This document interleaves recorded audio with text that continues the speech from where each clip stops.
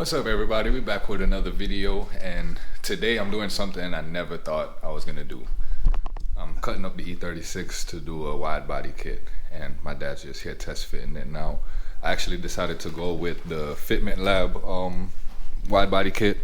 Their wide body is 35 millimeter wider in the front and 52 mil wider in the back, and that's perfect for my new wheel setup because I got the Apex FL5s in an 18 by 10.5, and I got the Accelera 651 Sports, and those are in a 285/35. So I need the extra clearance to get those to fit. Like I said, I never thought I was gonna cut up the E36, but driving it around autocross and wanting to take it to the track, the 245s just aren't enough for how much power the car makes. So it's definitely fun to drive, but it's probably won't be the fastest or the most competitive. So that's the whole reason behind doing this. Yeah, so here's a better look at the wheel and tire combo. Yep, and it's gonna be a square setup in the front and the rear, 18 by 10.5 all around. So our plan of attack is first we're gonna do the front, and I wanna get the fronts complete already, riv nuts in, bolts in, everything. New wheel studs put on, everything. I want to have the front complete, and I feel like that would give us a little motivation to do the back, because I know the back is going to take some time. And that was actually my dad's idea, and I was like, nah, let's do the back first, let's do the hard part first. And then I went downstairs and I thought about it, and I was like, yeah, I think he's right, let's do the front first. So that's our plan. So right now we're just going to go ahead and get it fitted up and drill the holes first to know where we're going to be putting everything, and then we're going to remove it and get to cutting.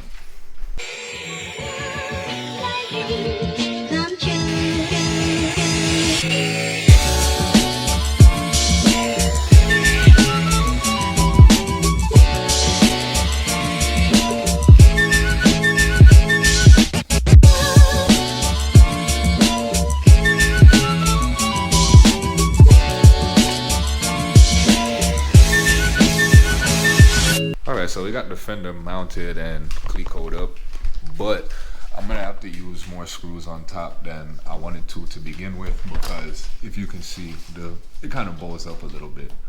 But other than that, it's okay, because it's a real good fitting kit. There's actually no prep work in it. It's just, you know, we took it out the box and put it on, and it fits perfect. So we're gonna do the other side real quick, and then we'll start cutting. Alright, so the camera shut off while we were doing the driver's side, but we got both sides mounted just with the clicos for now. Yeah, we got the both sides mounted, and like I said at the beginning, the plan was to just complete the front, cutting them and do it and everything, but we want to see the front and the back together, so we're gonna go ahead and drill the back and put the clicos on the rear, and after that we'll probably call it a night, and then get back to work tomorrow with actually cutting everything and drilling the holes out bigger for the riv nuts and everything like that. So we're gonna go ahead and start on the rear now.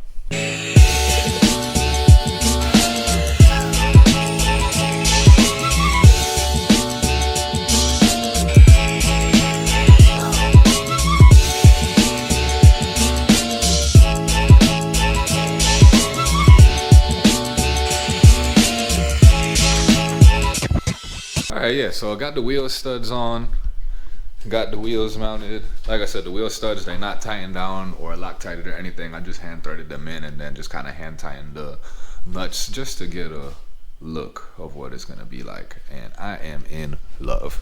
Fitment Lab did amazing with this over fender kit.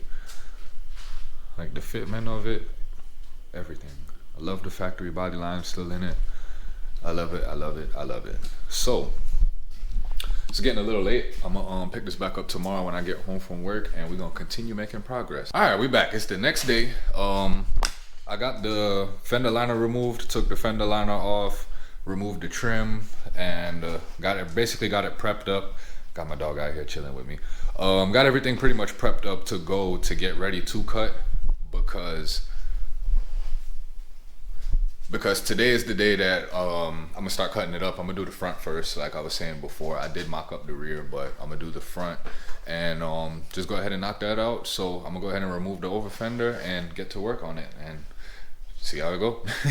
All right, and so when I do cut the front, what my plan is to cut into here, basically into the trim a little bit, but before the clip, cut into the trim and then come to about here and really kind of just follow the arch all the way forward. And then when I get to the front, I'm going to stop basically where the nose panel and the fender line up and where they meet up and bolt together. I'm going to stop right there, and I'm honestly going to trim the nose panel too, because I'm running the 18 by 10.5 and I need that extra clearance. I might have to end up trimming the bumper also, but we're going to see about that.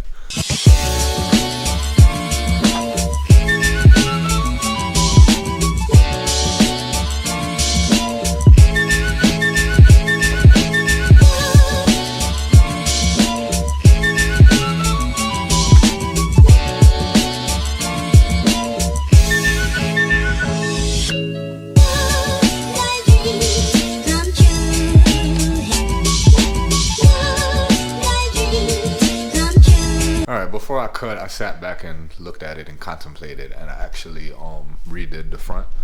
So this is where I'm gonna make the cut now, is from here and then follow this arch and then make it all the way up. So I'm gonna do it like that, and then that way, because when I test fitted it, it looks like I'm gonna have to trim the bumper, so that way I could just follow this arch and then basically just follow it from the molding and carry it straight down, and then that'll give me all the clearance that I need. So it's time to cut.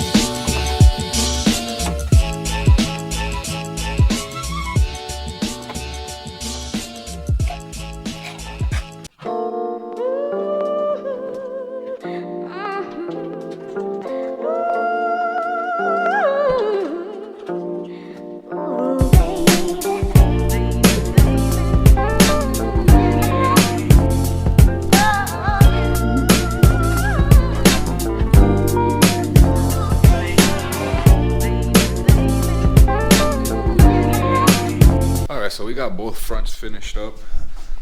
This is the side with the wheel on, and then the driver's side. So everything's cut, mounted, everything's ready to go. I am gonna raise the front about a ½ inch though, just to get a little bit extra clearance. So now we're about to start working on the rear. My dad's just looking at about where we want to start making the cut, and I guess we're gonna cut a little low and then see what we're working with, and then work our way from there.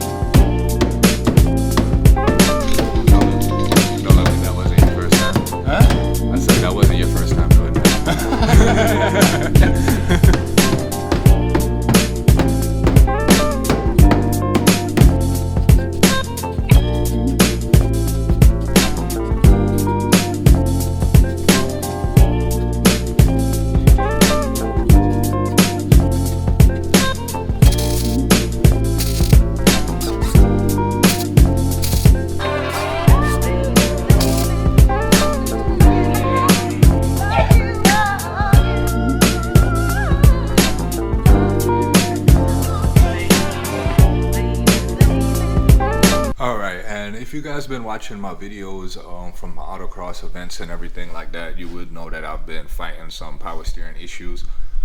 I have a brand new pump, brand new lines, power steering cooler, everything except the rack is brand new, pretty much.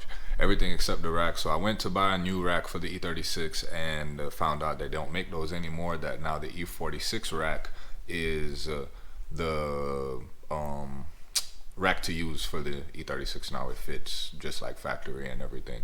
So I'm gonna go ahead and throw this in because I do have an event coming up, not autocross, actually a time attack event. So I want everything to just be in tip-top shape. I know I was really only having issues like at very low speeds and like sharp hairpins autocrossing, but on the track it probably wouldn't really be too much of an issue. But I'm gonna just go ahead and change it out just to have everything, you know, working the way that it's supposed to.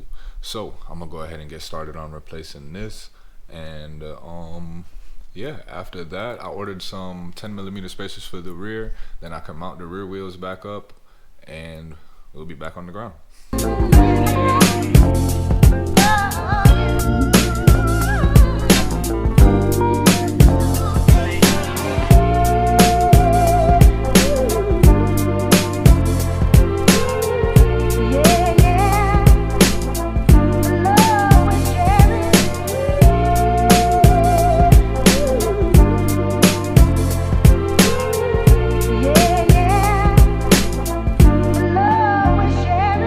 So this is what it's looking like all finished up.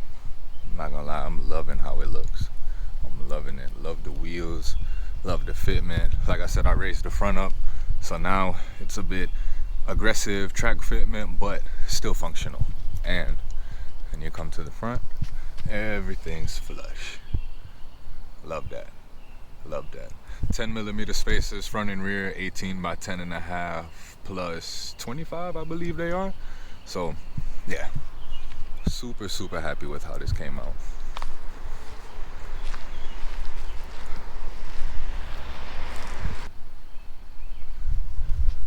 Yeah, so I appreciate y'all watching the process of you know, me cutting up my car for the first time. And I know it was a lot of time lapse in music, so if you stuck through all of that, I really do appreciate you. Probably got old after a while, but that was kind of the only way I saw to do it. There's so many how-to videos on how to do a wide body. I didn't feel like making an actual how-to video, but I'm gonna let y'all go. Thanks for watching, thanks for subscribing. I'll see y'all next time.